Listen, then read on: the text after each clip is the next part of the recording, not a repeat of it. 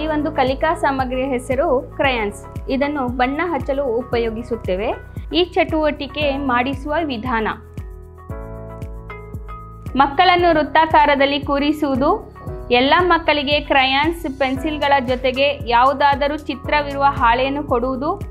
ಆ ಚಿತ್ರಕ್ಕೆ ಮಗು ತನಗೆ ಇಷ್ಟ ಬಂದ ರೀತಿಯಲ್ಲಿ ಬಣ್ಣ ಹಚ್ಚಲು ಹೇಳುವುದು.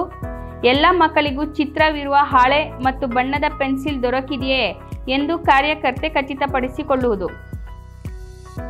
ಎಲ್ಲ ಮಕ್ಕಳು ಈ ಚಟುವಟಿಕೆಯನ್ನು ಪೂರ್ಣಗೊಳಿಸುವಂತೆ ಪ್ರೇರೇಪಿಸುವುದು. ಈ ರೀತಿ ಬಣ್ಣ ಹಚ್ಚುವುದರಿಂದ ಮಕ್ಕಳಲ್ಲಿ ಕ್ರಿಯಾತ್ಮಕ ಬೆಳವಣಿಗೆಯು ಹೆಚ್ಚುತ್ತದೆ ಹಾಗೂ ಮಕ್ಕಳಲ್ಲಿ ಗ್ರಹಿಸುವ ಸಾಮರ್ಥ್ಯ, ಏಕಾಗ್ರತೆಯು ಹೆಚ್ಚಾಗುತ್ತದೆ.